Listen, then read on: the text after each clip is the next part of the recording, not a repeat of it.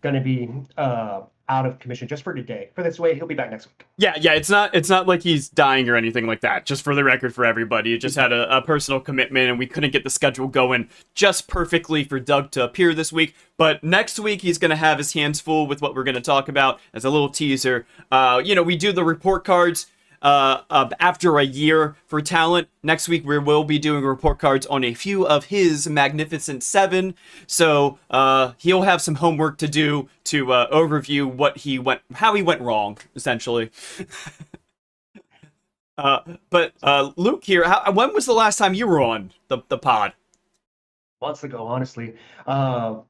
I genuinely don't remember what we were talking about last time. I think I was still committed to talking about the Street Profits at some point, and I was still like ride or die. I'm like, hey, these guys we need to be looking out for them and seeing what can be happening. Now the tag champs have put on an all-timer TLC match, so maybe I was a little off on that mindset. Yeah, that was the second time ever that a TV match from WWE received a 5-star rating from Dave Meltzer in the Wrestling Observer newsletter, which is something to say, and especially because it's the first time ever any match on Raw or SmackDown has ever received a 5-star rating. So I have not watched the match myself, and I told myself since it happened I was going to, but that's definitely going to happen now. As soon as now that it's made to Dave's list, now I gotta watch it. Yeah, gotta get your match notes in for the month, right? Yeah, exactly. So this week we're going to be, we were expecting to talk about, there's a lot of like things going on with the Joshi space right now of player movement, as the translations that we get from Japanese outlets will say. So we were supposed to be talking about really just that. We're going to talk about Mayu Iwatani and her leaving Stardom and going to Marigold. We're going to talk about Thekla leaving Stardom, Tam Nakano retiring, all those kinds of things. And then something kind of happened last night, which we should have seen coming because it happens every year. And it happened almost exactly 90 days after the last time it happened. Yes, I'm talking about releases from WWE, of course. What else would we be talking about? Yeah, it was, and for some reason, I don't know where it started happening, but it almost felt like it was even more, I guess, what expected this time. Like I like it was in the mind space, and in the space of I guess the IWCN forums that this was coming, and it was almost like a feeling of we're just gonna wait till SmackDown comes around to where we might start hearing the news. Sure enough, it's about 2 hours before SmackDown is when the first report drops from Sean Ross Sapp of Fightful that a cast of wrestlers were all released all at one go. So I mean, we had to talk about it, and then it was just a drip of information going forward for the rest of the night.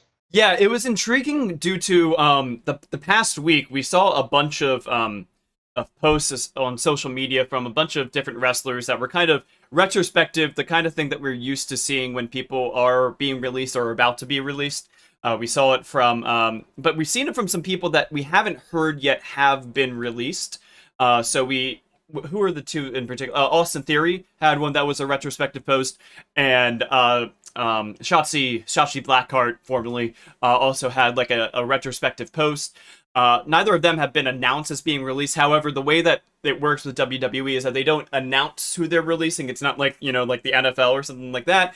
It's just we find out when we find out if the talent comes public with it, because certain outlets like Sean Ross Sapp with Fightful, he's kind of made it a policy because it's happened in the past that talent were finding out that they were getting cut via Fightful, not from any other way, because he said that he got this list like a little bit early, and surprisingly. It felt slightly different in this case in that Sean got the memo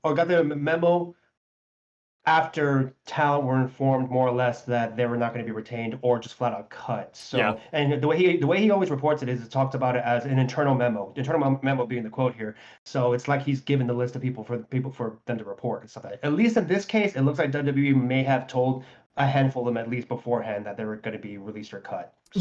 Yeah. Like I feel like for example, Dakota Kai seemed like from her social media might have been reading the writing on the wall at the very least, or gotten some inklings that maybe she was going to get cut.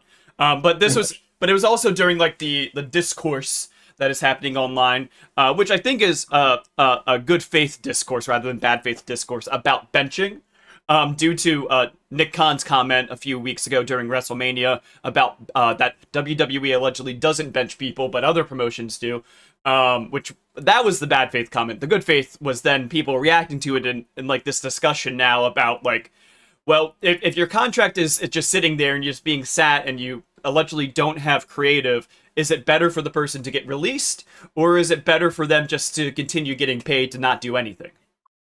Yeah, that has led to to conversation that I've seen, and it was all reignited on online forums, whether it's X, Blue Sky, or Reddit, talking about which way was the right way to go about it. Yeah. Don't really want to touch on. I personally don't want to make a side one way or the other on that for myself. I'm just going to say that conversations were happening. But yes, so that was all that. Pretty much sidelined or sidestepped all of the plans that we were going to talk about. Where we're just going to be fully Joshi inclined this week. Yeah. So I had a fantastic joke lined up, and I'll still tell it, but when we get to the portion where we're talking about the tier list. But okay, I'll do that. Yeah. And we have a comment here from chat from TC saying we talked about a lot of these folks around the last 2 days or 3 days here. Yeah, we have been talking internally about some of these names before they were released because we saw the writing on the wall about what was going on here. So in particular, I remember that there was some talk about Gigi Dolan. There was some talk about Dakota Kai. A lot of these names, though, are a little bit surprising, but I think that they're falling into a few different categories. We can just run down the names of the list for the people that are going to be listening to the audio format of this podcast. First up is Shayna Baszler, who is formerly of the Pure Fusion Collective, was the name for her faction there. They already lost one member of that in Sonya Deville, so there's only one member left of this faction. So Zoe Stark writing might be on the wall for her. We'll see. Hopefully she lands on her feet within WWE before any of that happens. Javier Barnell, I'm not super familiar with, unfortunately. Are you, Luke? Oh, no, sorry. I didn't know it was going to throw the No, I'm not too familiar with him. Yeah, and then we have Kaden Carter and Katana Chance, who had been working as a tag team originally in NXT, and they were doing some reps on the main roster as well. This is going to be a recurring theme of the kind of people that have been cut here. Gigi Dolan, who had recently been working in a tag team with Tatum Paxley. They won a match on the most recent NXT pay-per-view, which allowed them to challenge for the WWE Women's Tag Team Championships, which they lost that match, and then they went to TNA to challenge for those Tag Team Championships and lost that match, and then out of nowhere, Gigi Dolan gets released. Yes, so that's one of the more shocking ones, just because of how recently they've been working pretty important matches too. A title match with Liv and Raquel, that's something to slouch at. So that was a bit of a shocking one. So the next one was Gallus next. Yes, Gallus. They are a UK team that have been working in NXT. They were quite well known on the UK indies, and we're going to be talking about the British indie wrestler Rhio later, who had mentioned that Gallus working in NXT kind of made her feel like NXT could be a home for her. They're gone. So just kind of how it worked. Weren't Gallus also the ones that were working with The Rock, training him to get back into ring shape? Joe Coffey, I think, or is that somebody else? I believe they were, but somebody can correct us in the chat if that is not accurate. I believe that's true. That could be happening a lot, so feel free to just fact check me literally as I go every single time. You're good. You're good, guys. We have Jakara Jackson, who had been working in NXT as part of the Meta 4. Her tag partner was Lash Legend, who has been getting a fairly good push at the top of the card for NXT recently. So this one's a little surprising. Go ahead, Luke. No, I was gonna say, that one's very surprising because again, Metaphor was pretty popular, and they were all four of them were pretty decent workers. Noam Dar has been there for forever, honestly.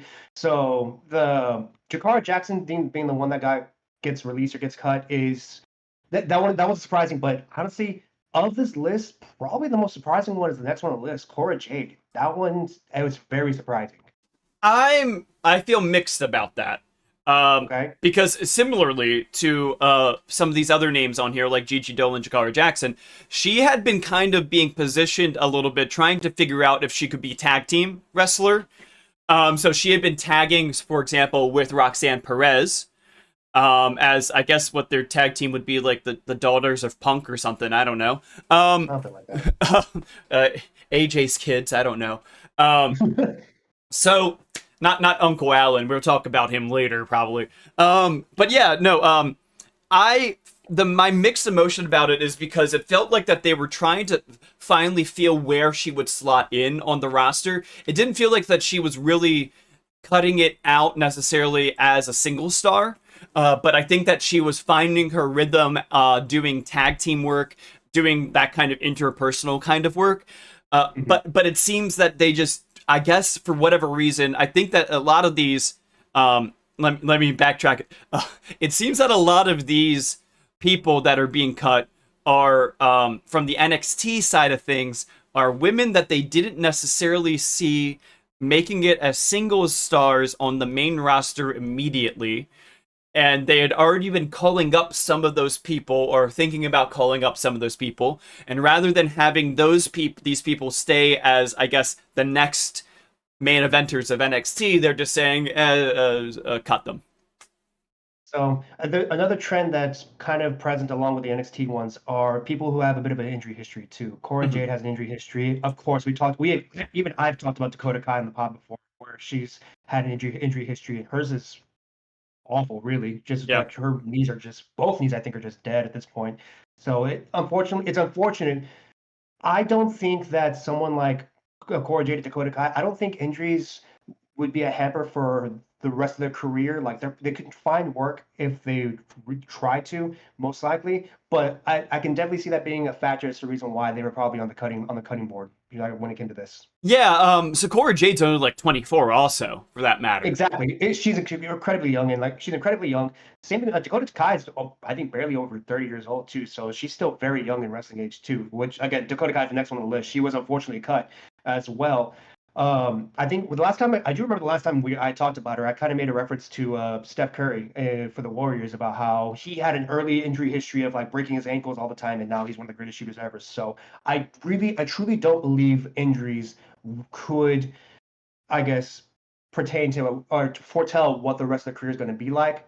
But in this case, I do understand that that could be a factor for the reason why, along with, maybe there's, a bit of a social aspect to the reason. I don't know how that part is. Yeah, there is a lot of like rumoring about, well, I guess maybe people trying to um explain away why Dakota Kai hadn't been used recently and saying, "Oh, they're just waiting for everybody in damage control to be healthy." But I mean, you have like a ready-made kind of feud of like, okay, well, even if they're friends or enemies, you could have her be a challenger for Io, Yeah. like, Yep. and she had a pretty decent match against Lyra Valkyria recently too.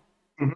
Yeah, and it's interesting because one of the individuals who kind of reports pretty heavily on WWE news, Corey Hayes from Pro Wrestling Nexus, he made a mention that Dakota Kai wasn't going to be benched. It was that whole thing where they said they don't bench people, or let me rephrase. It was Nick Khan who says they don't bench people. Corey Hayes brings up Dakota Kai, where Dakota Kai is saying that when she was benched, no, she hasn't been benched. She's going to be used. 3 days later, she's cut. Yeah. So so in this case, it does. I can buy that at the very least, creative was kind of interested in bringing her back, but at this point too, Io Sky has kind of, I guess, outgrown damage control for all intents and purposes, and now she's just kind of going to be doing her own thing. This I can also see that this is an instance where they just didn't see a reason to continue damage control, so she ended up on the cutting room floor, which again, that does suck, along with her injury history. Yeah, I feel like what's kind of happening is that they're trying to reconsider where things are going for the next year. There was a post on Reddit, um, or a comment on Reddit that somebody that alleges that they're involved with talent contract negotiations, and everything checked out of like what they were saying. Um, Essentially, what they were saying is that the way that WWE thinks about these cuts and why they always seem to happen at the same time of year, other than the fact that they're a publicly traded company, so they keep on doing these cuts every 90 days because of quarters. Sure. That's just the easiest kind of explanation for it. But like the reason why it became like this annual thing of WrestleMania cuts is that they really do internally look at things as year to year cut in by WrestleMania. So they look at creatively who is going to be used for the next year. Who are we going to be pushing? Who is going to be like the WrestleMania main eventers? Who's going to be on WrestleMania? All those kinds of things. Then they try to look at, okay, so who is going to work with those people during this year? And then they slowly work their way down the pyramid, and they're like, okay, so who can we just afford to cut because we're not going to use them, or we don't think that we're going to use them, as it stands right now. And that's essentially why you get people that are, a lot of them are solid hands types people. Like we had a few years ago when Nick Nemeth was one of the people cut, where it's just kind of like, well, he's just a good worker.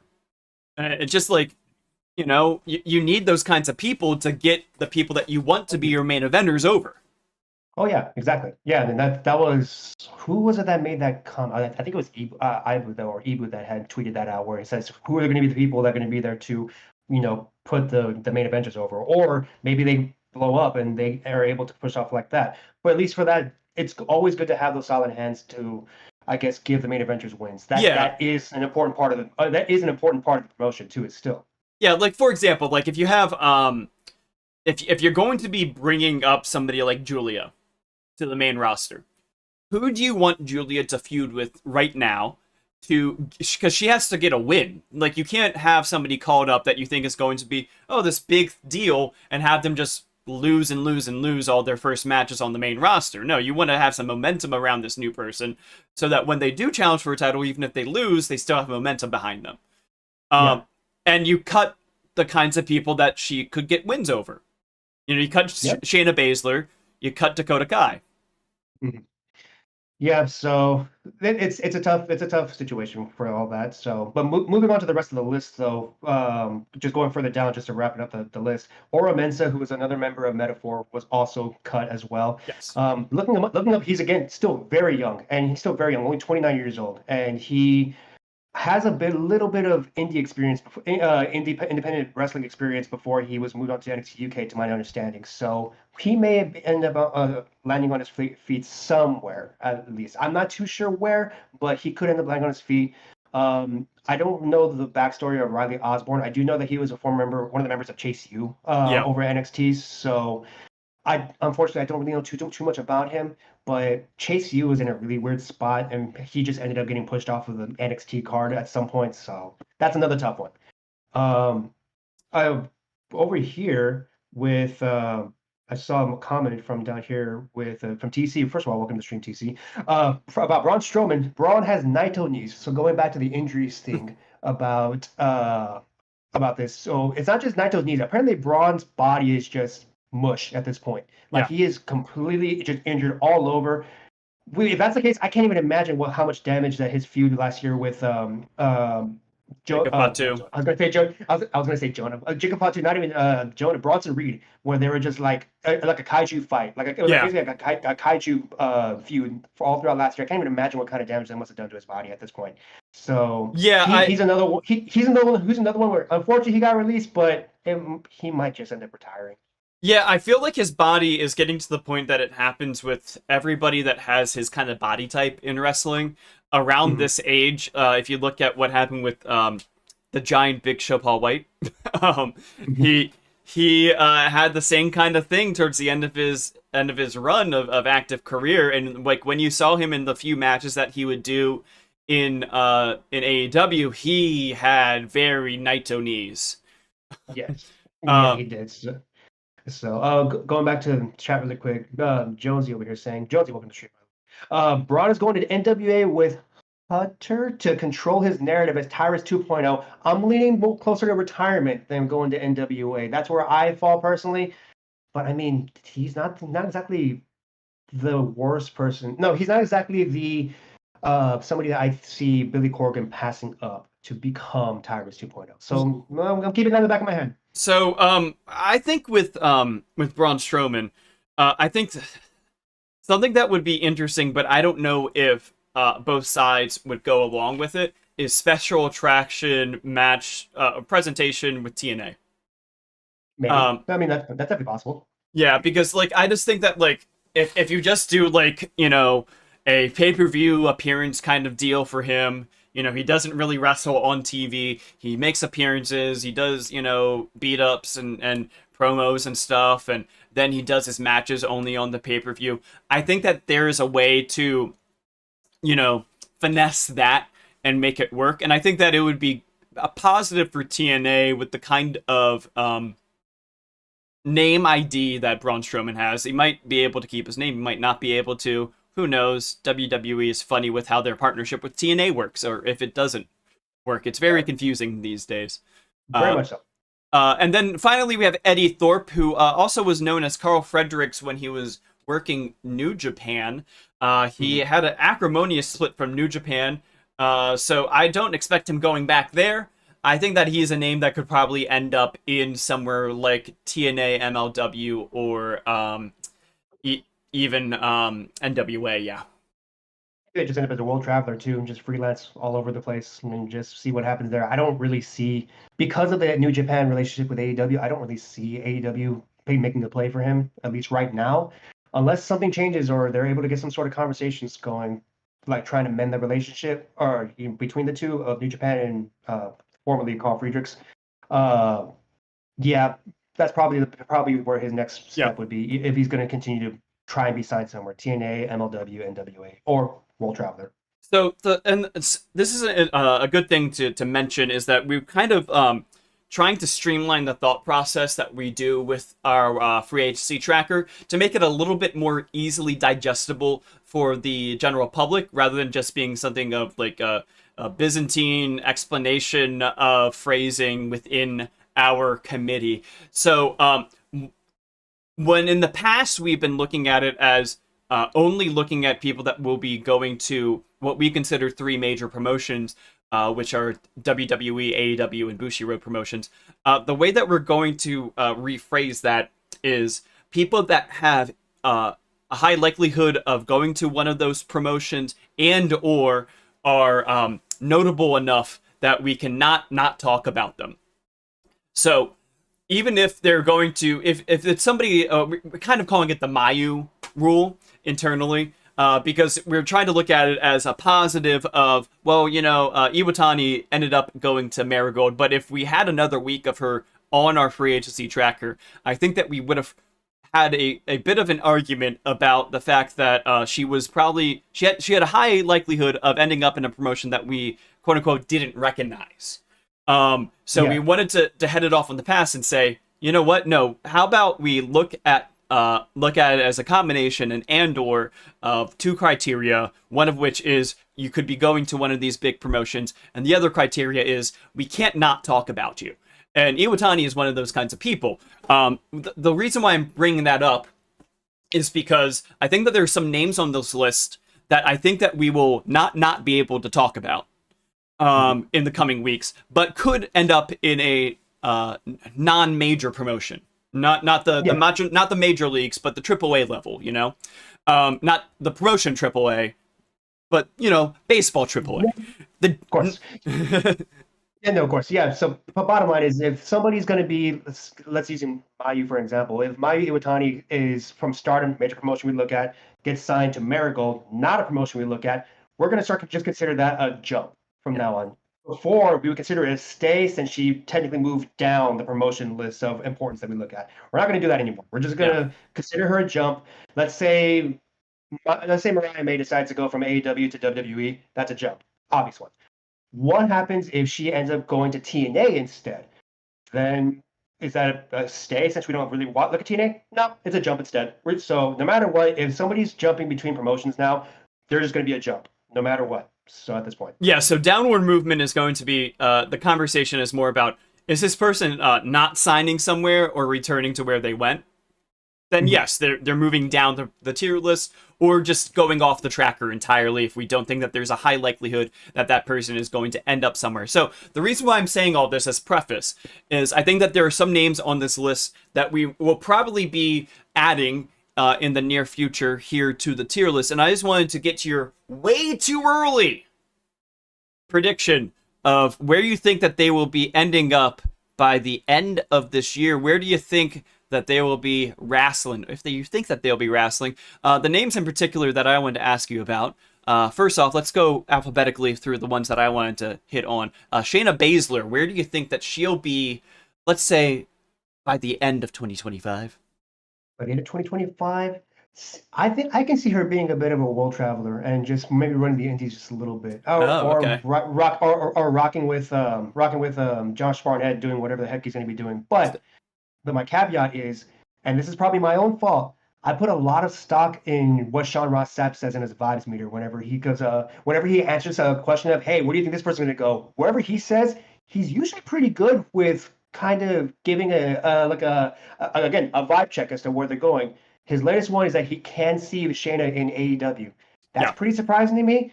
But you know what? If I'm gonna have to pick a promotion, I'm gonna rock with Sean and say I can see her in AEW by the end of 2025. That is my hot take for the day. Is that I think that AEW should sign her and Ronda Rousey. I would actually like to see her and Ronda. I actually would like to see Ronda in AEW, and I'm going.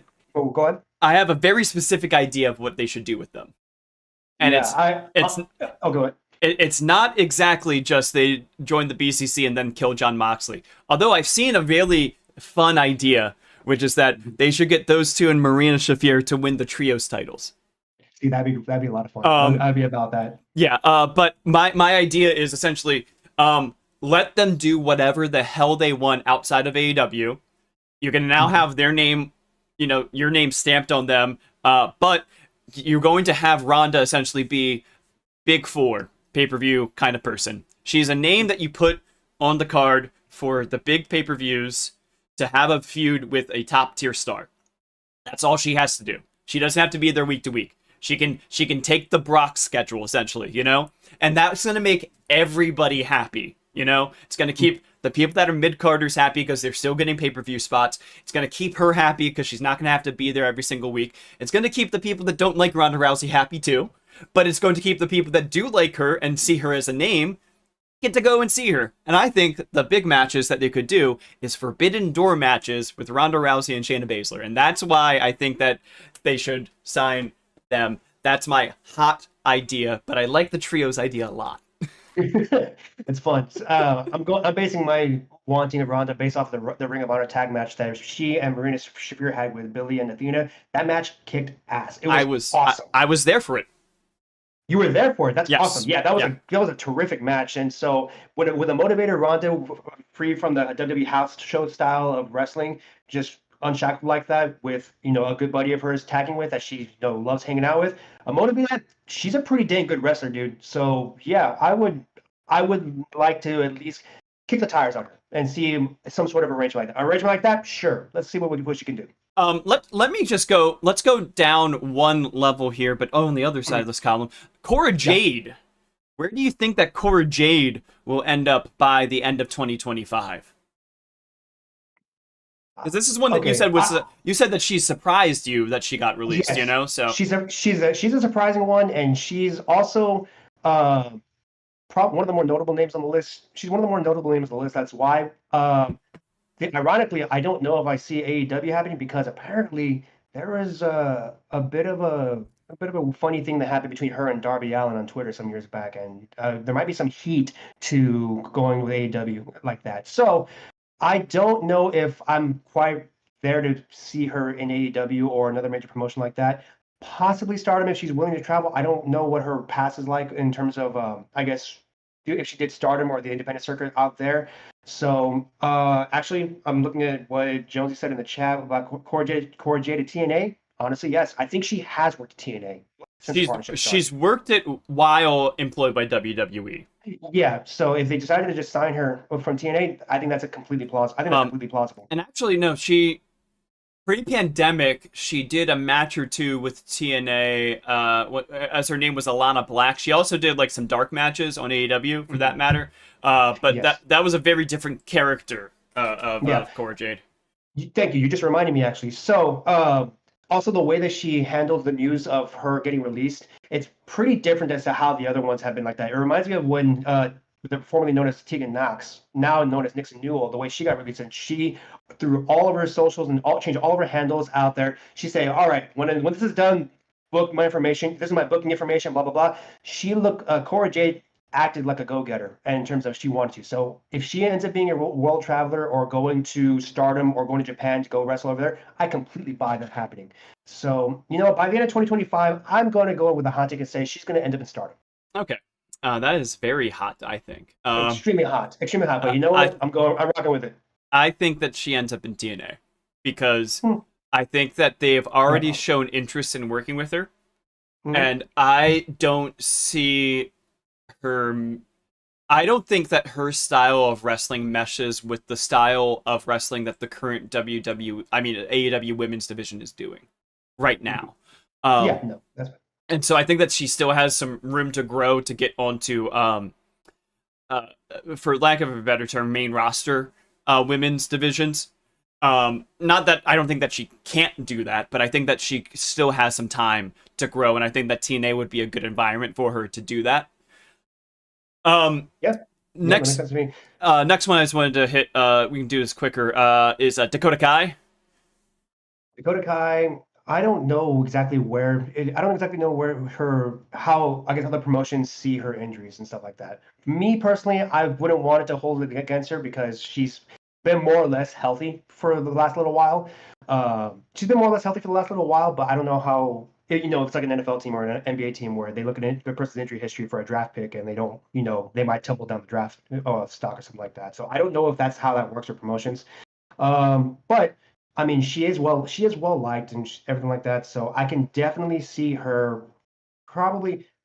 I think AEW could give her a call, or at the very least, a Ring of Honor taping to see what she's got. She can probably lose to Queen Aminata or something and see if she vibes with the locker room or something. Yeah, I agree with that. I think that they previously had asked her to sign back right before she signed with WWE when she returned to WWE. Even she very last minute got a call from Triple H of hey, I want you back, and she went back. Yeah.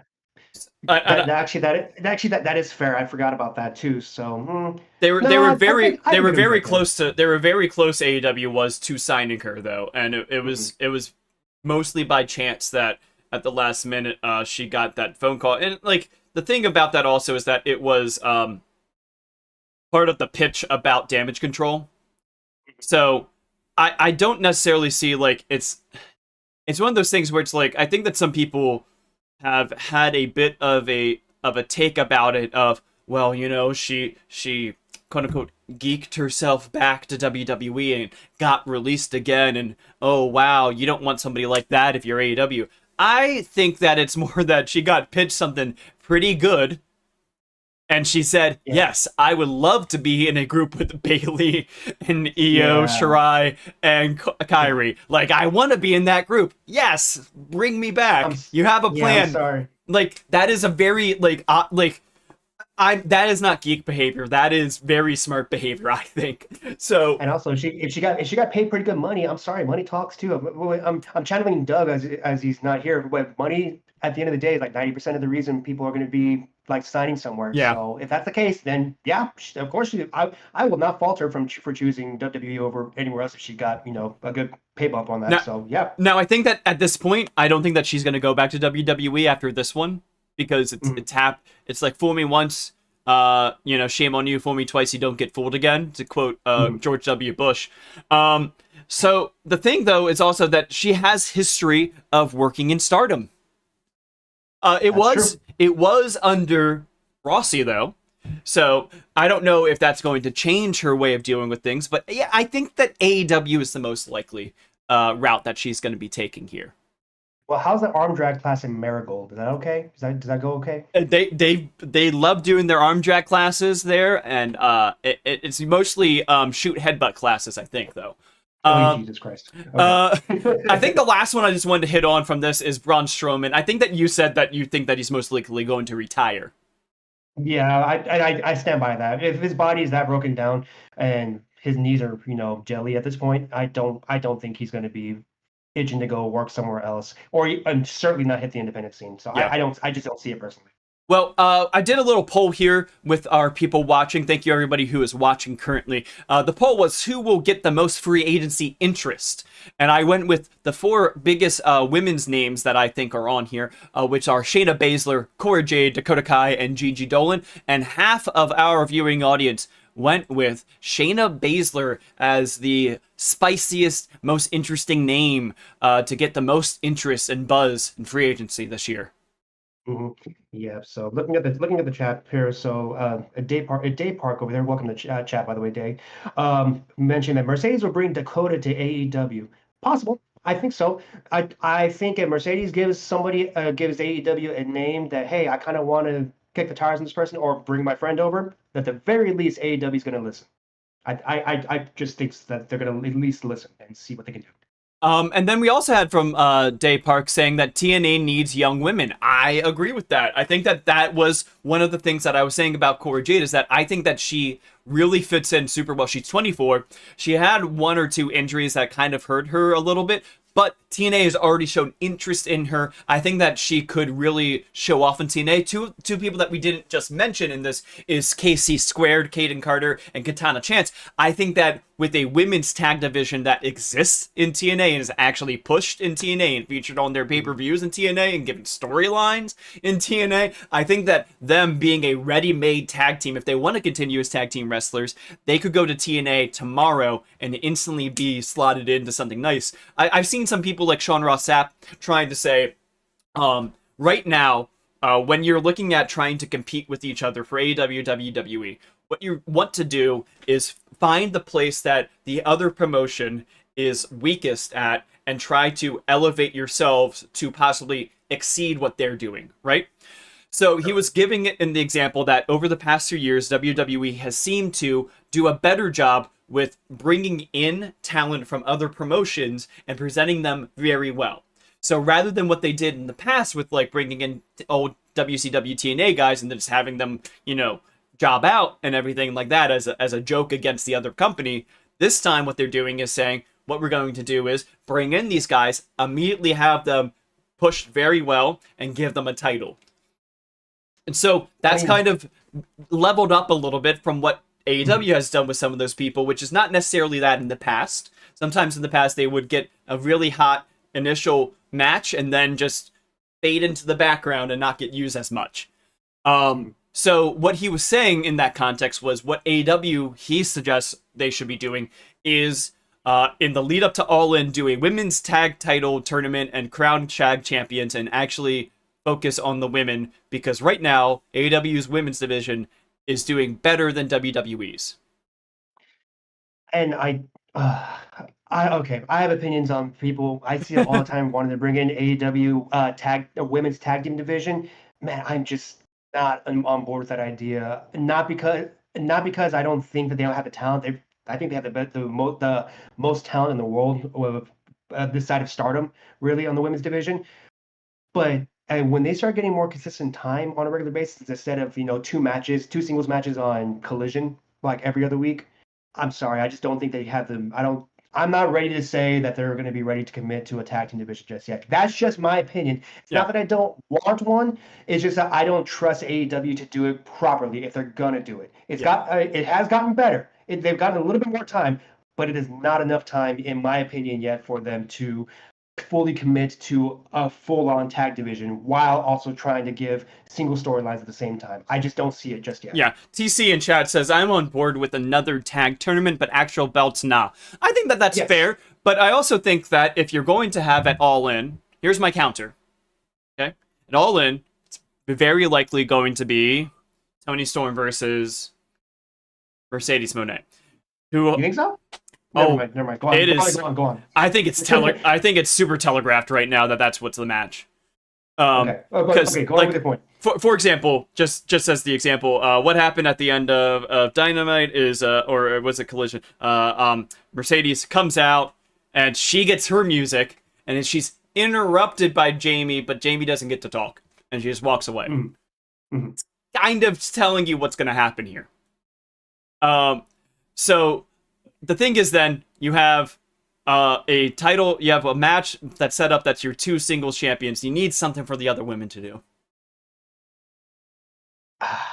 But I see where you're going with it. Yeah. I see it. I don't like the idea of tying up your two women's champions, TBS and the AEW World Champion, in the same match. I just don't like that idea. And then something else that TC said, and this is going to be the last comment for this section, is this is going to sound mean, but Cora Jade isn't exactly what AEW looks for from their signings in ring. I think that's kind of what I was alluding to when saying that I think that she still has some progress to be made. And I don't think it's negative to say that she's 24. She is still young in wrestling. She has a lot of room to grow. I think that, and I've said it before about where I think AEW should be looking for with women's talent is people that will slot in immediately at the upper card level. You look at the Owen Hart tournament for the women's side. It was a very good tournament. It had a lot of excellent talent. However, when you look at the men's side, it's like every single person, I guess, except for Brody King, you really could look at as being like, yeah, you could challenge for the world title tomorrow and nobody would question it, you know? Yeah. And I think on the women's side, there was, and I'm not going to say names, I think there was like 2 or 3 names that were in the tournament where I was kind of like, you're just there as fodder. You're not a challenger for a world title. You're not getting a world title match. And definitely not at All In. So... Not even just not at All In, not at a pay-per-view. Like, you had to look at these people and be like, this tournament is 8 all hits, no misses. And I think that the women's division could use that right now, is 8 all hitters, main eventers. And I think that Shayna Baszler fits that kind of bill, as at least from name value. And I think that there is a name that we're going to get to once we get to the tier list portion of the program that I think could also fit that bill. But I think that Cora Jade would, as I think it was Day Park mentioned, I think that she would fit extremely well in TNA. Yeah, and that's most likely what it's going to be. But I've already made my proclamation that she's going to have in Stardom, and so I'm sticking to it. Okay. So next up, we're going to do some report cards here. First up is MJF. He re-signed with AEW exactly a year ago, or it was announced that he was re-signed. He revealed his tattoo saying that he was AEW for life, baby. And how has the last year gone for him? Well, he did some, airy feuding until he got to that international championship feud with Will Ospreay, which I think went extremely well. And then for the remainder of the year, what else did he do there? Luke, do you recall? What else did he do? Well, I'm kind of forgetting about what he's done in the middle sense from Ospreay to what he's doing now. Because I'm judging it based on what he's doing now, which is with the Hurt Syndicate and the storyline they have going through there.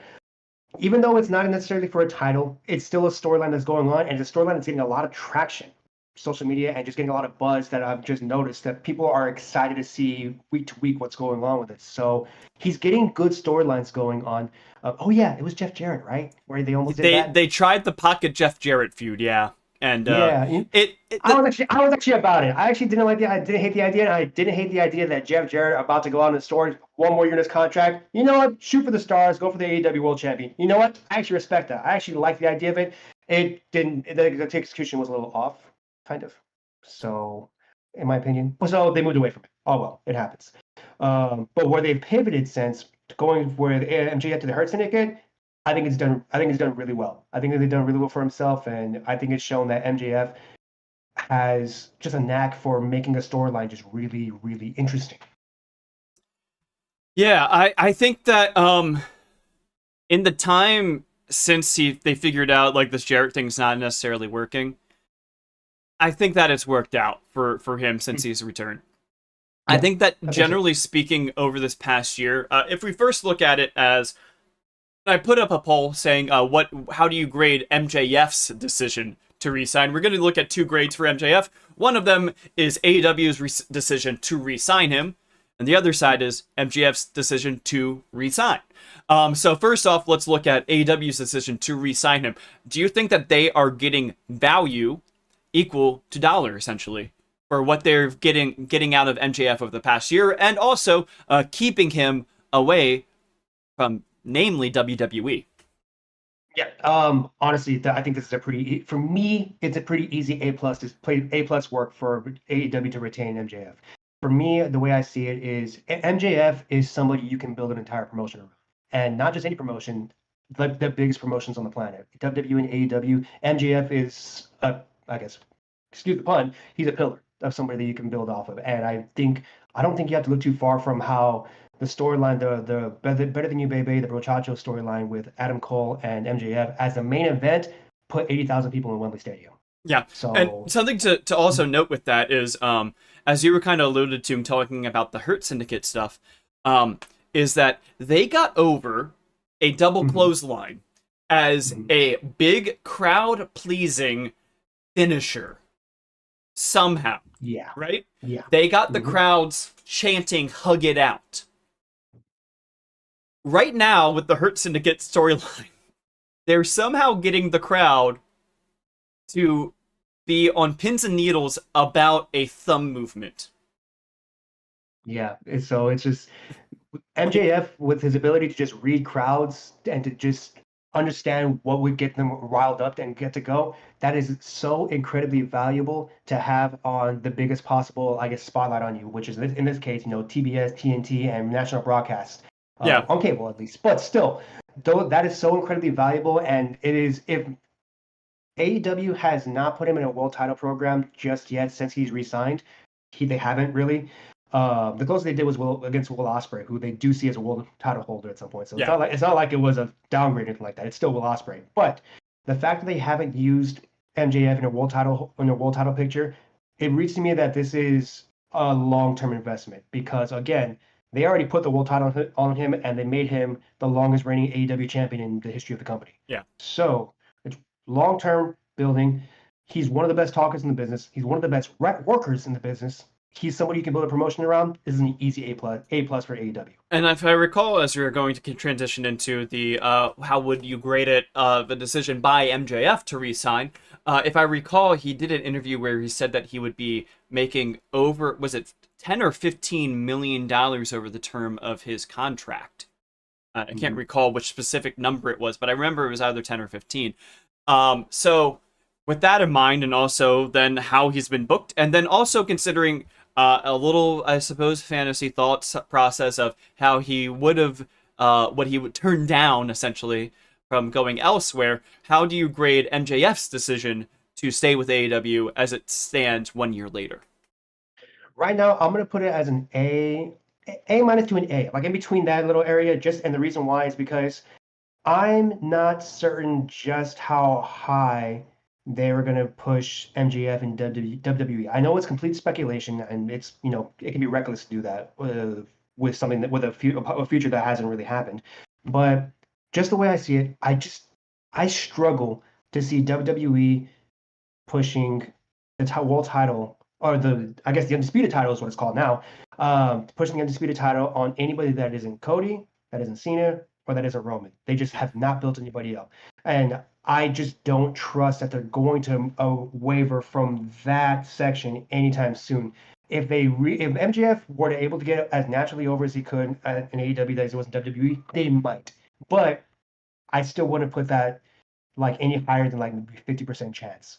50% chance of a company of maybe not making it to the top of the company, maybe making top dollars, sure, but trade that versus what AEW has done and proven that they will do, which is make you the face of the company and pay you top dollar.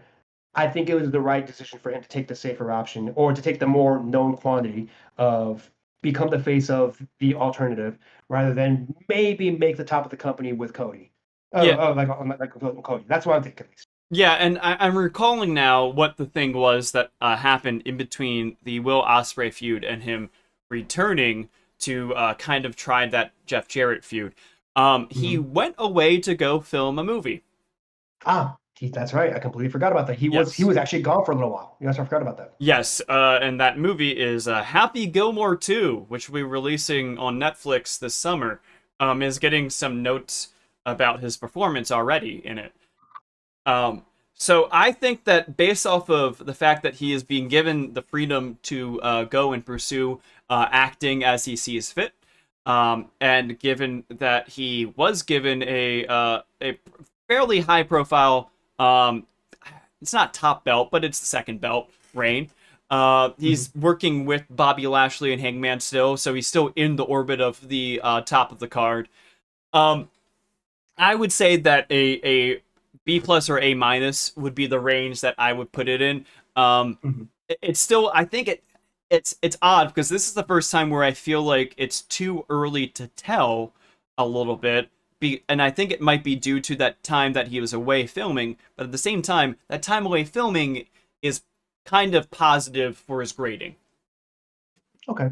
Yeah, Um, no, I think that's fine. and our poll in chat says that they would be giving him an A for re-signing. I think so. I think that's fair. Next up, the last report card that we have for today is Mike Santana. On April 20th of last year, he made his return to TNA Wrestling, or formerly Impact. Of course, he was there when it was still Impact at the Rebellion pay-per-view, and he defeated Steve Macklin back then. He's been in the upper mid card for TNA, and he's gotten fairly over in his time there. He even got to get the I don't know if the last laugh is the right word for it, but he got the win over top of Josh Alexander as Alexander was leaving the company with an I Quit match. He had a match at the most recent pay per view as well, Rebellion against Mustafa Ali, which was another hardcore kind of match that got some good reviews. He seems to be very over with the TNA crowd, and he is getting what he wanted when he left AEW, which was that he thought that he was a single star, and others did not think that he was. So, with all that in context, we're going to be doing three grades on this one. First off is AEW's grade of not resigning him. Do you think that they did well by letting him walk? I'm not sure if well is the right way to I would word this. It definitely wasn't a I definitely don't think it was a bad thing to let him walk. He clearly had different aspirations for what they planned on using for him, which was he didn't want to be a tag guy anymore. He wanted to be a singles competitor. AEW just didn't see him as such, so they let him go. Okay. If it was, I don't know, if it was somebody like Kyle Fletcher who wanted to leave and not be Aussie Open anymore, something like that, and if he left, that would have been a big deal because they definitely are booking him like he could be a future world champion Yeah, or just being as a monster. They clearly didn't see the same thing as Mike Santana, and the product hasn't really suffered in his, I yeah. guess, in his absence. So this is fine. It's okay for AEW. It's not. It's very much a. This was as mutually decent of a I guess transaction as could happen. Mike Yeah. Santana is going to get to do what he wants. AEW doesn't really need him, and the programming is pretty good without him. I think a B is fine. Yeah, I think that this is going to be a pretty quick one because I think that every question of this is going to kind of be a similar response. Like, for example, the decision by TNA to sign him. How do you think that that's gone for them? Honestly, they got some pretty good run out of him too. He's doing exactly what he's doing exactly what he wants.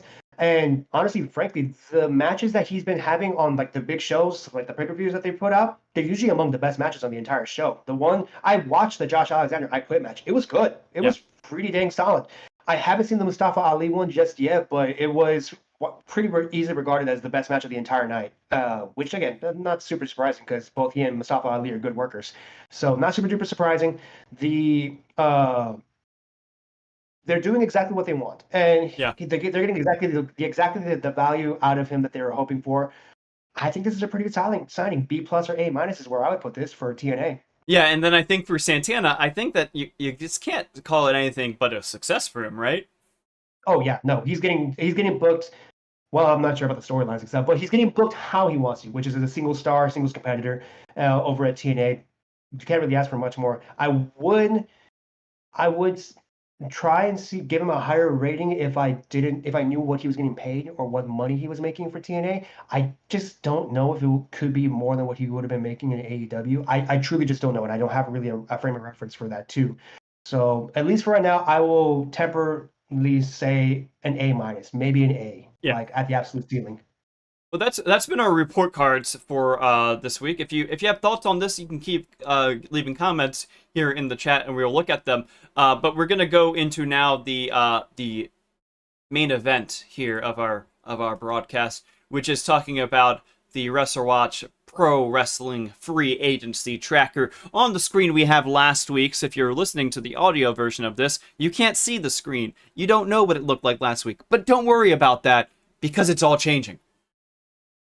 First up, of course, we're going to talk about joshis. And what is more of a bigger joshi than Joe Hendry? Mm-hmm. Yeah, this was supposed to be like the whole joke was, yeah, you know, we have Mayu Iwatani on the title card and everything, and that's the big thing, and we're going to talk about a bunch of joshis here, and of course we got to talk about Joe Hendry. Yeah. Apparently Shotzi is alumni now on the WWE website. Yikes! Breaking news on the WrestleWatch podcast. Ah, wow. Breaking news to you guys here. It sounds like there was another release and it was Shotzi. It sounds like that's what's happening here. Or she might have her contract expire. We'll find out more soon. Joe Hendry, the thing that happened here with him is that he appeared on the WWE WrestleMania 41, where he was the surprise opponent, toting his TNA World Championship out there to face Randy Orton in a valiant, very short effort. He tried. He got big crowd reactions. It was a fun thing. It might not have been retrospectively the best way of dealing with it, but it was fun. The thing that we've learned most from all of this is that, number one, WWE really likes him. Number two, they are putting out his merchandise. As you see in the photo there, if you're watching the video, he's wearing an official WWE shirt for himself. And number three is that we learned that his contract is going to be up by the end of the year with TNA. So, based off of all those factors, what do you think we should be doing with Mr. Joe Hendry, who is currently a lean stay on the free agency tracker? There's just too much smoke here, man. First of all, putting on the WrestleMania card at all, even as a replacement for Randy Orton, I mean, that's a pretty big deal. He took up airtime that someone like Chelsea Green could have had on WrestleMania for however 3-minute squash that he might have had. But still, they liked him enough that they put him on the WrestleMania card, or at least Randy Orton liked him enough to where he asked for him on the WrestleMania card to squash him or whatever. You guys have already talked about the implications of how all that went, so won't really touch on that. The biggest indicator for me that WWE is pretty interested in him is they're putting his merch on the WWE shop. Yeah. That's a business tie now at this point. So I think he's pretty close. If it's not there yet, then he was pretty dang close that at WWE he's going to end up going to WWE. And I think Joe Hendry himself is very interested in going to WWE at this point. He could have said no to any of those options. Also, to note, he did show up on NXT programming on the NXT After Mania 2 for another extended program, or I guess promo with Trick Williams, which was followed up Femi. Which was followed up on TNA this week. Exactly. So Trick Williams is now going to have a match on TNA in a tag match with against Joe Hendry. I forget who he's teaming up with. Trick Williams is, but so that's going to end up happening. The business is already there. I believe I voted for Lean Jump, and main reason I voted for Lean Jump just on Lean side is I don't remember how long he has left on his contract, so it's still not quite close yet there. But I feel pretty confident that he's going to end up leaving the WWE at some point. Yeah, and I have a poll going right now for everybody listening on YouTube. You can vote right now. Where do you think Joe Hendry will be at the end of 2025? Your options are TNA, WWE, or somewhere else. We'll look at that poll once we get through some of these quick hitters are going to be coming up after Joe Hendry. I think that I agree with you about lean jump being the correct place to put him, and I think that your reasoning about the unknown nature of his contract length is the key factor there. I think that imminence is a key factor with how I try to rate people on the tier list. If it seems like it is more imminent of a jump is happening, I like to put them up. Even if I am very certain that the person will be leaving by the end of the year, if it still is a 9 or 10 months away, I might not put them as highly on the tier list because a lot of things could change in that time frame. Thus, I have to say lean jump for Joe Hendry, not anything higher than that. I think that I agree with where the chat poll is going right now, that he's going to end up in WWE by the end of the year, but things could change. Plans change. Yep. Things could happen. Yep. So our committee went with putting him at lean jump, exactly where we said he would go. Good job, Luke. Yep. We're winners today. I agree. We're 1 for 1. Worry, guys. I agree. I 100% agree. And hopefully I can go bat 100 or 1,000 for the rest going forward. Well, this one's going to be a little bit of a quick hitter. It's Indi Hartwell. She appeared on the TNA Rebellion, speaking of TNA, pay-per-view, to announce that she was signed to TNA. We had her as a likely stay, which by the measure of how we were voting in the past, that was a fairly good place to put her because that was meaning that we thought that she was not going to end up in WWE, AEW, or Stardom. So I think that we hit it out of the park with where we thought that she would end up based off of the voting formula that we were doing at the time. Yeah, this is just going to have to be a small little adjustment on just, I guess, for the historical purposes, for whatever we're going to track how this is going to go. We technically did get this one right because if in the past we would have called her a confirmed stay, but now that we're considering anybody jumping between promotions as just a jump, this is a confirmed jump, even though it's not a promotion that we were specifically tracking for should they be on the tier list purposes. So this is a confirmed jump. It's a pretty easy one. Yeah. Good for Indi. Hope she got paid. And the next big quick hitter is the biggest of the quickest of the hitters.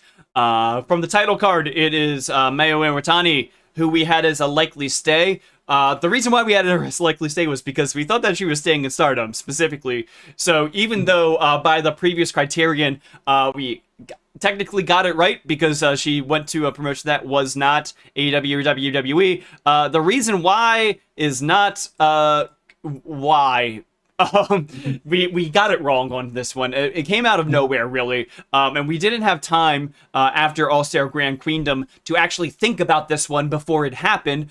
3 days after All-Star Grand Queendom, where she lost the IWGP Women's title to Sherry, she went and had a press conference with Rossy Ogawa to announce her as the newest acquisition by Marigold Wrestling.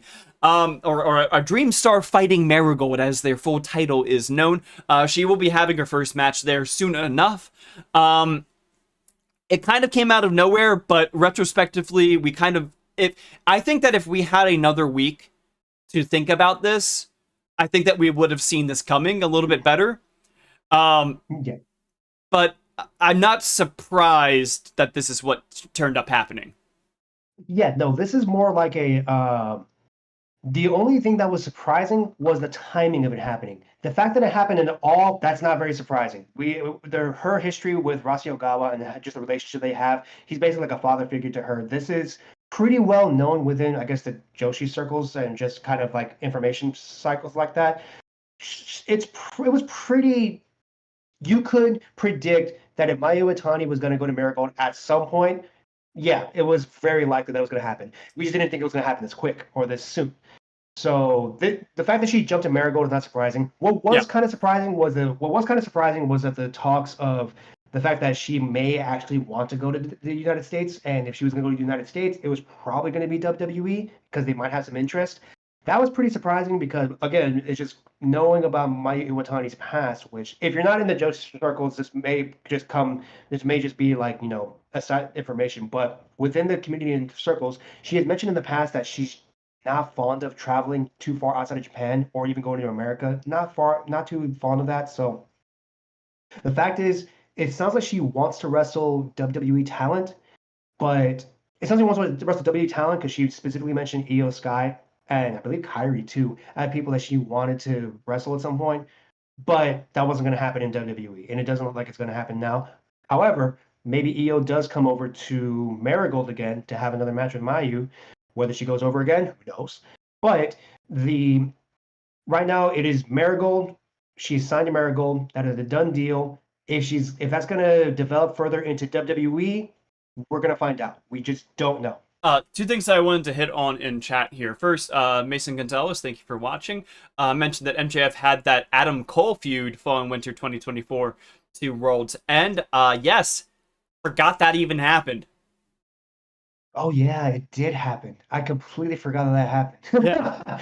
Oh man. Well, you know what? That's fine. And they got to wrap up however they wanted to wrap up the Devil storyline or whatever remained of it at that point. I think that brings my grade down one for AEW resigning him because I just forgot that happened. I forgot that happened, and in a way that it was a feud that happened, and I don't know how I feel about it even now. And then the other comment that we have here from Jonesy is, do we believe the story about Rossi's finder's fee for Julia? If yes, could that be a second deal like that? So, a few things that I read about with this and noticed from the press conference that they had. One that I read about from Dave Meltzer was about the formation of Marigold, and one of the things that Rossi was trying to do with the formation of Marigold. Some of the names that he wanted to bring over were very specific, and he wanted Mayu to go over. He wanted Cherie also, and he wanted to use Sari on a freelance basis, and he got one of those three things to happen. And he also knew going into it what was going to happen with Julia, because WWE already had interest in her before the formation of Marigold. So, what happened with Iwatani was that she had signed a long-term contract with Stardom years ago when Rossi was still in charge of Stardom. And the contract was running until now. So that's why she still stayed with the promotion, because otherwise she would be in violation of her contract, and that'd be squirrely. So that's why things happened the way they happened with her and with Julia. Do I think that it's possible that there might be some sort of finder's fee association?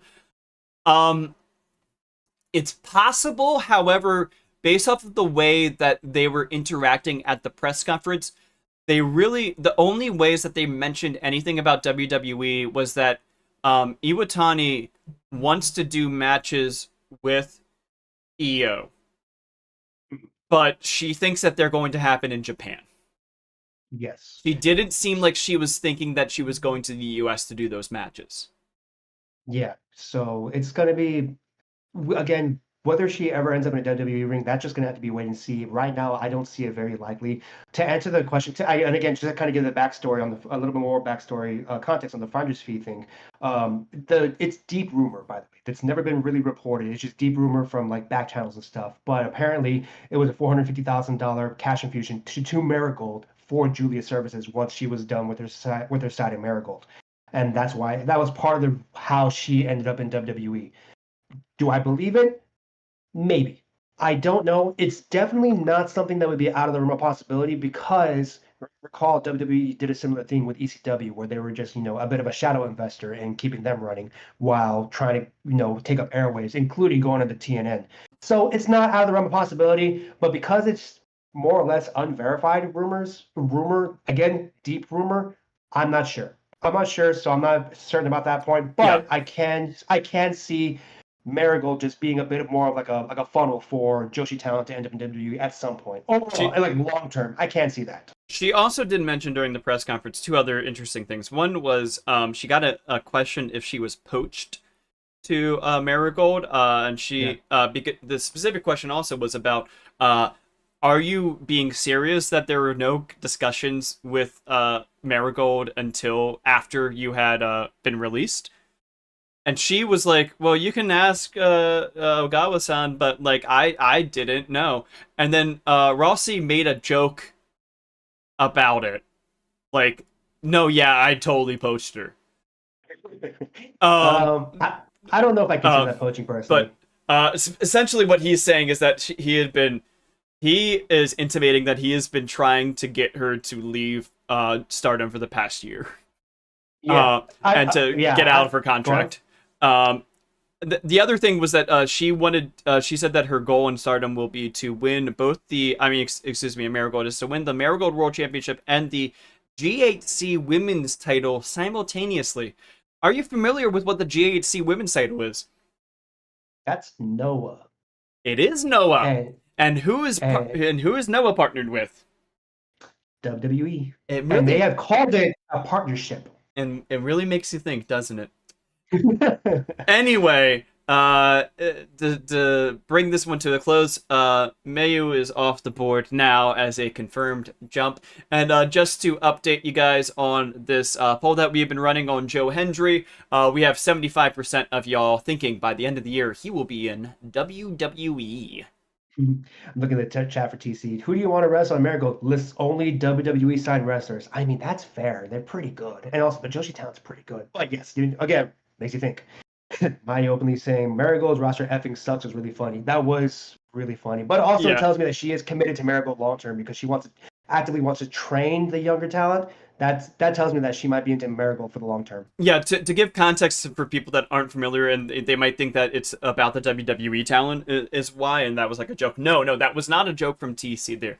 Iwatani was asked about the Marigold talent and what she thought about them, and she legitimately said that they are like essentially that they're not very good and they have work to grow and all those kinds of things. Like I think she said they botched too much. Like legit yes, said that. she talked about them botching moves, which is surprising for someone just signing to say things like that. I don't know. A Joshi Go coming in and saying, "Hey, I can fix them." That's kind of cool. I don't know. I kind of got a bit of a vibe for that from Mayu. So respect for her for being honest on that. And I just wanted to mention also that it's funny because so she lost the IWGP Women's Championship to Shuri, who was the last person left that Rossi said that he wanted to bring over to Marigold, and it looks like, I guess, if she won the title, she's not going. Who is she going to be feuding with? Sorry. Ah, that's right. That I was the end of the think match. I think that I'm getting some feelings here about maybe we should be moving Sari up the tier list next week. Because I think that Stardom might be. I think Bushiroad might be trying to make a play for her. But Yes, and they would be dumb not to be trying to make a play for her. Next up, speaking of Stardom and Bushiroad, this is more of an announcement rather than a vote. This one is about Tam Nakano. She is now retired. That's what we got to say about that. She had her epic finale in what I believe Dave Meltzer said was the best retirement he has ever seen, and gave it a 5.25 star rating. Yep. Which is the highest women's match rating since ever. No, or the 90s. I think it's. I believe Utami Hayashishita and Siri also broke the 5-star scale when they had their match back in 2020, 2021. I think it broke the 5-star scale. Somebody can definitely fact check me on that, but I think it was a 525. But regardless, it's a very rare proposition for a women's match by Dave, and he has been. I think that he's. This is a little bit off topic, but I think that he's taken to heart the whole people mentioning that there's like a 0.5 star curve for Dave with his waiting on women's matches. And I think that the curve is gone. That's my hot take, is that I think that his curve for women's matches is gone. Well, Tony and Mariah broke that glass ceiling finally. Yeah. And then it was officially fully gone, in my opinion, or pretty dang close to officially fully gone, when Bianca, Io, and Rhea put up a 5-star triple threat match at WrestleMania. Yeah.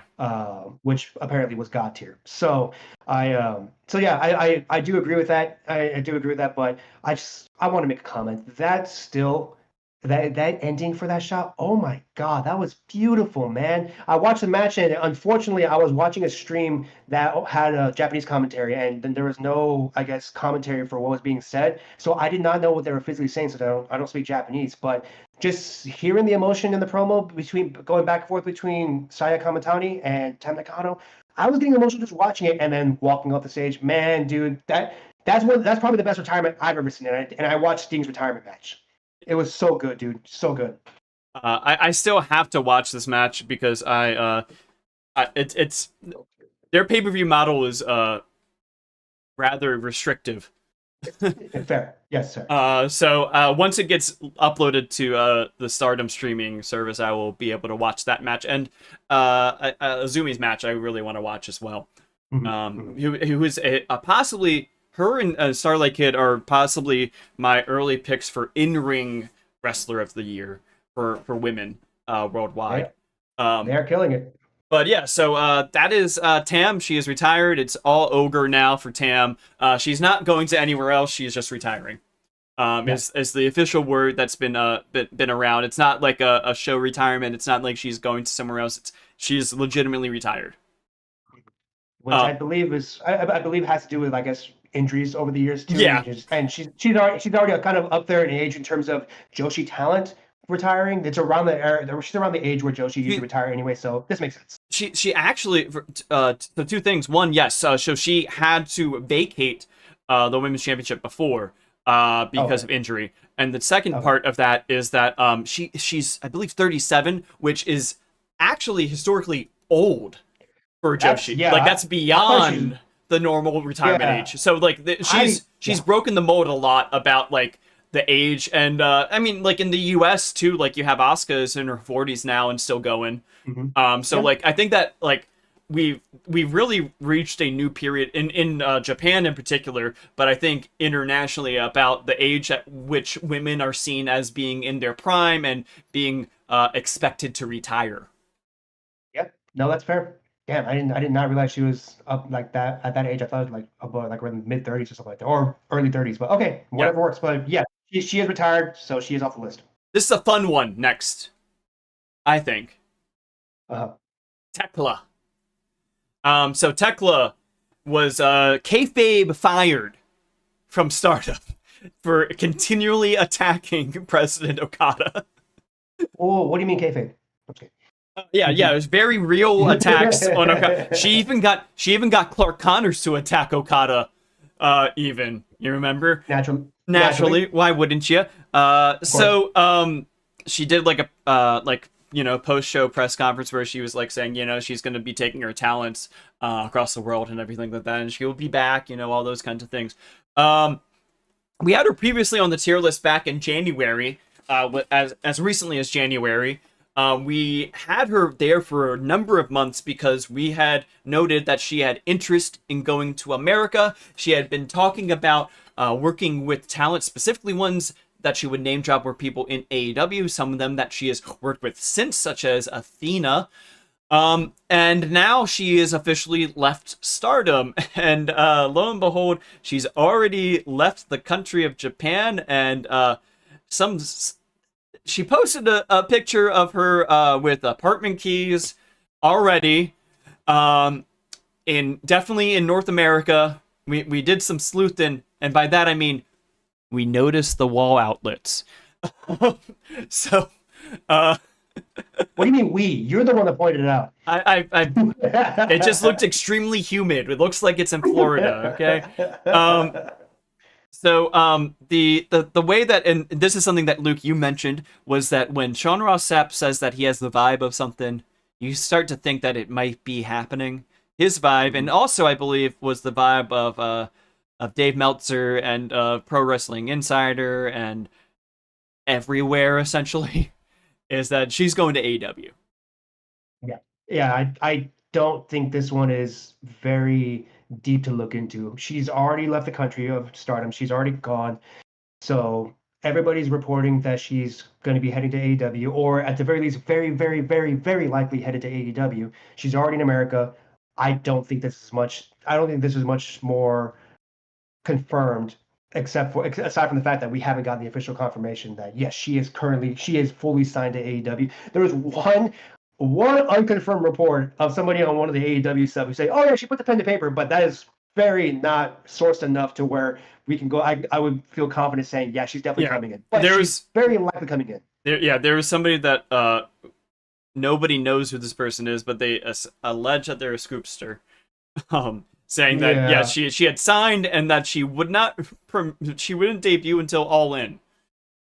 Which, all right, you know what? If you're right, then by all means, buddy. But it's not nearly enough for me to say yes, they're fully 100% confirmed, safely jumping to AEW. No, but with everything else going on and just the context surrounding what's happened since she left Stardom and left Japan, really, yeah, I think I voted for her likely jump. You know what? I think she's coming into AEW. You know what? Let's just make that official then. She's in the likely jump. She's back on the tier list, baby.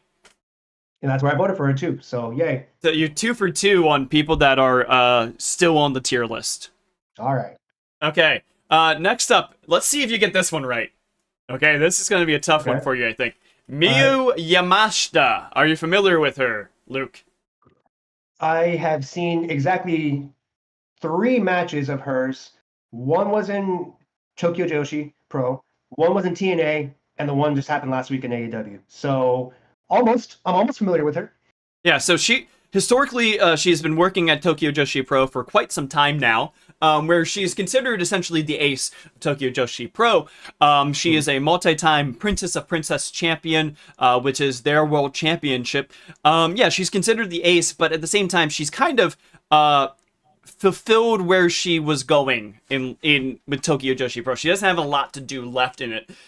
So, for example, recently she has been working as a tag team with Maki Ito. I believe their tag team name is 121 Million, which I don't know what it means, but I love it. Me neither, but I love it. It's Sky Energy.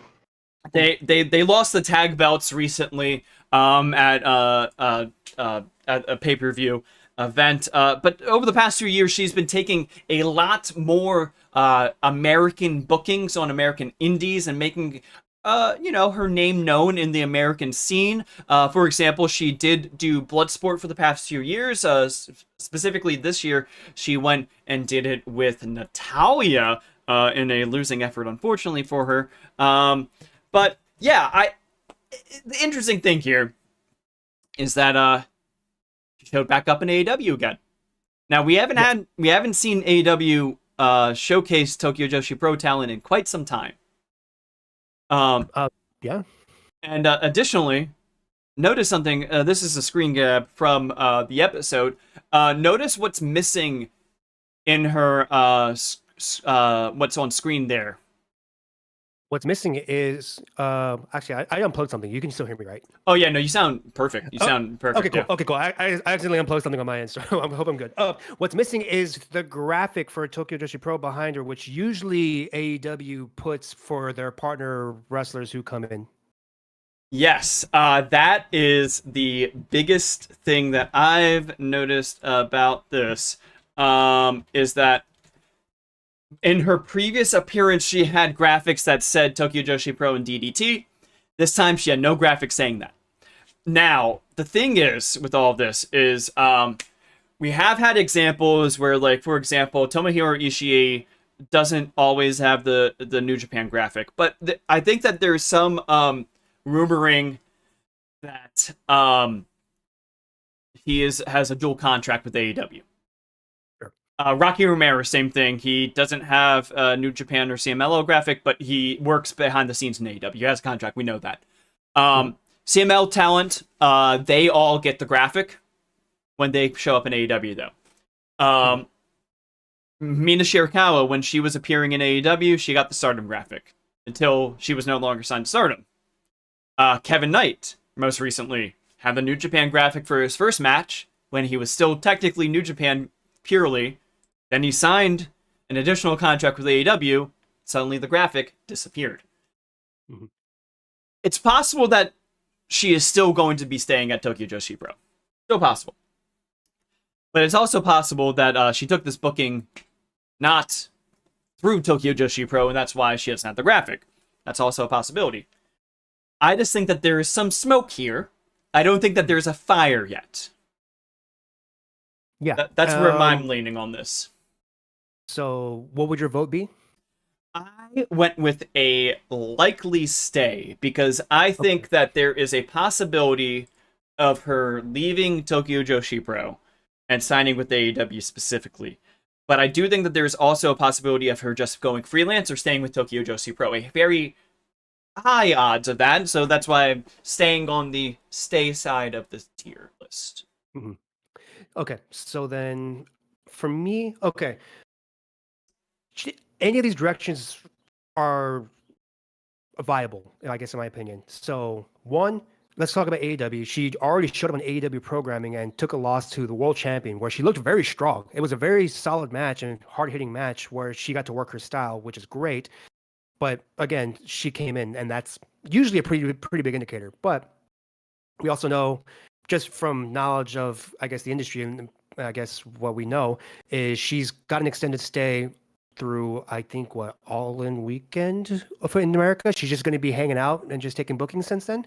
In North America, generally, yeah. So she came and flew over because she had an appearance with My Little Pony, or Maple Leaf Pro. But that's in Edmonton. That is not in America. Yes. And then she would fly back into America for an MLW appearance in LA.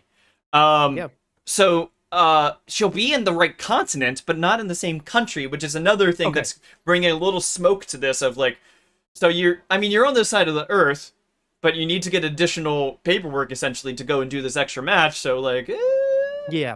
Okay. So she's in the continent, which close enough. That's fine. Yeah. That's close enough. But so, okay. Well, she also did have that match with Natalya at Bloodsport, and Natalya just flat out said, "Hey, next time we meet, let's do it in the WWE ring." So again, that's pretty similar to what Mercedes likes to do with any talent that show up available. It's like, "Hey, the water's warm over here. Come on over here." So we've already got confirmation, or not confirmation, but we already got, I guess, vibes of both sides of AEW and WWE trying to make a play for her. And actually, this is a good transition because TC did ask in the chat, has anyone asked SRS about Miyu yet? Yes, somebody did ask SRS, and his the question was specifically, do you know that there is interest in Miyu Yamashita from AEW or WWE? And his response was, not WWE. That's right. I forgot about that. Yes, that is absolutely correct. So Natalya wanted to bring her over, but I'm not sure if WWE or the higher ups were agreeing with Natty's poaching attempt there. So that's that too. Because of that, there's just so much uncertainty, along with the fact that you're also correct in that she just goes all over the world and all over whatever promotion that it is, MLW, AEW, Bloodsport, just pretty much everywhere. So again, World Traveler is also very viable too, along with just sticking around in Japan too, because whatever, I think she probably end up in DDT at some point too. So I think because of that, I don't have a good gauge, but I can see both sides: signing to a major promotion or signing to a promotion, someone, or just staying freelance or staying to Tokyo Joshi Pro. I see both of those as still being viable. I voted for a toss-up. Yeah. So let's look at where the committee went. They went in between the two of us. They went with clean stay. Yeah, I think that she would be she's the kind of signing that I was talking about earlier that AEW could use, which is somebody that instantly you just put in the upper mid card and you're just like, yeah, good matches. Great matches. Yep. I think she left a good impression on the AEW crowd when she had her match with Toni Storm too. So again, I think she left a good impression. We put it that way. Next up, we have Rhio, who's not Riho, but Rhio. She is not listed currently. She is a British indie wrestler. If you're not familiar with her work, she has been working in Progress mainly in the UK. Coming up now, not coming up now. Let's start with what happened here. She was offered a tryout with WWE, and she did attend it. She is one of two names that were referenced by WWE having interest in them before the tryouts even were announced, her and man like Darius. She did attend the tryout for WWE in the UK. It's said that it went well, from what I've heard about it, from people I know. She has then made comments about liking WWE and possibly wanted to go there. Specifically, earlier we talked about Gallus and how she thought that she might have a home in NXT, and well, maybe that might not be the case anymore. And then she challenged Nina Samuels, who is the current Progress Women's Champion, for essentially a title versus career match, where Rhio would put up her Progress career against Nina Samuels' title. I think that is a lot of... I don't even think it's smoke anymore. I think that's fire. Would you agree with that? Pretty dang close to agreeing with that too. Yeah. Unfortunately, I'm not very familiar with her body of work, other than that she's an independent wrestler on the British indie scene.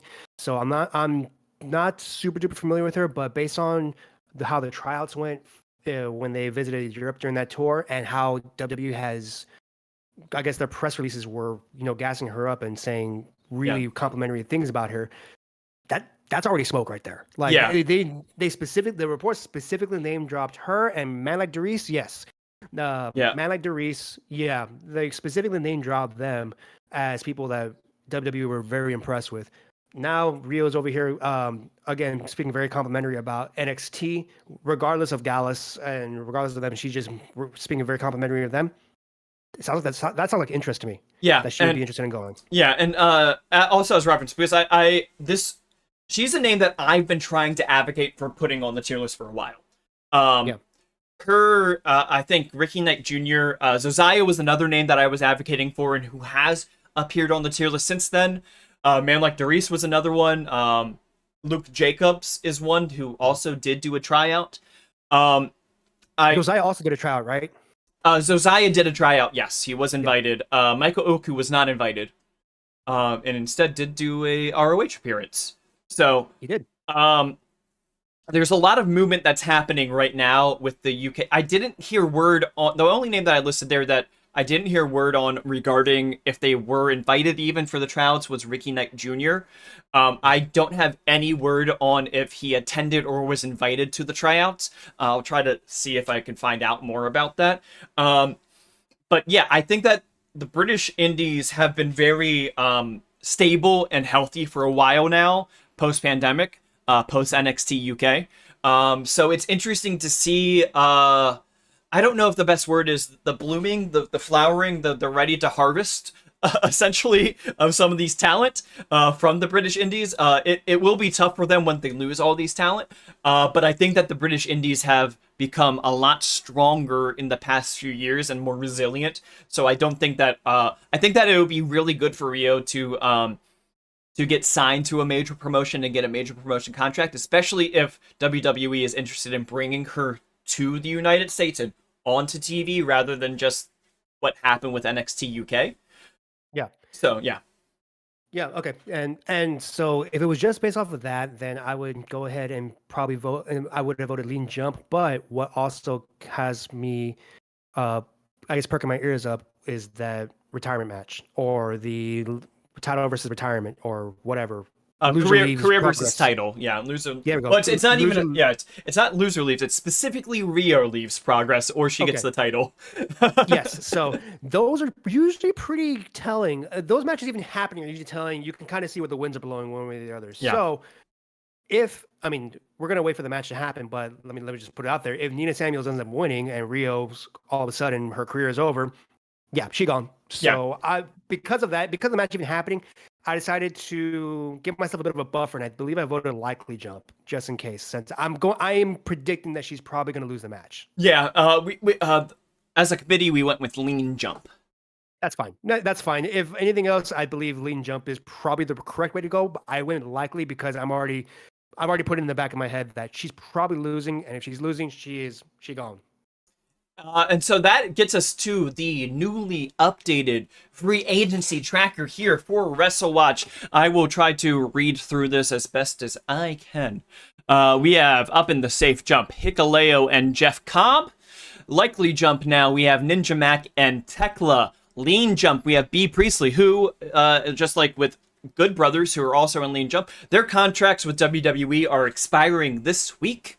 And the Good Brothers are referenced and rumored to be appearing at the New Japan Strong Show. B. Priestley, I think, we could probably move her up as well soon enough.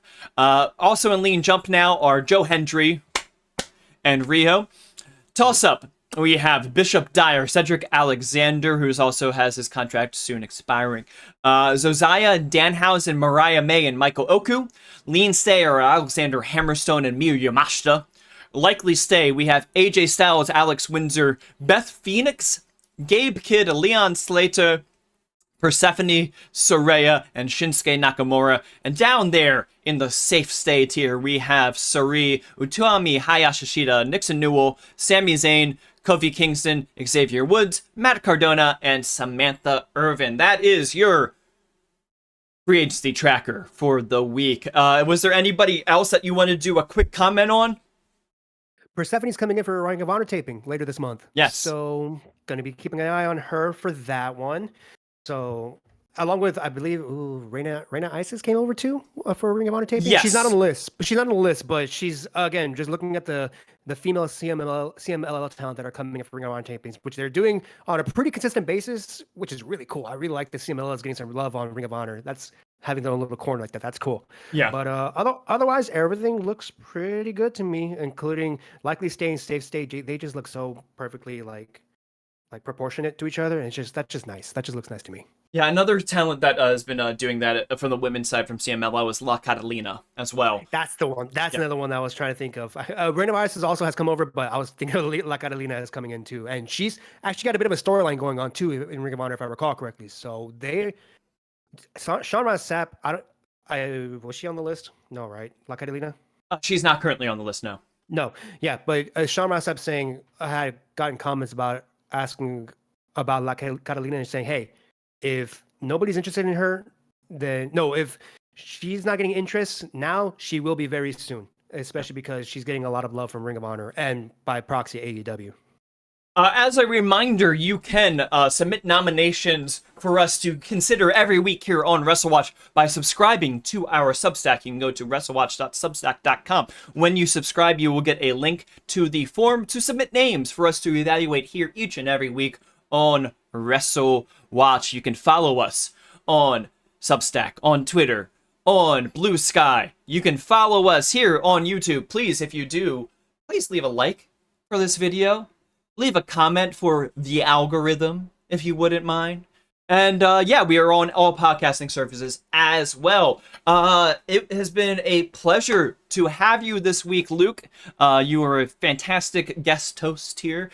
And any last parting thoughts for you before we say adieu?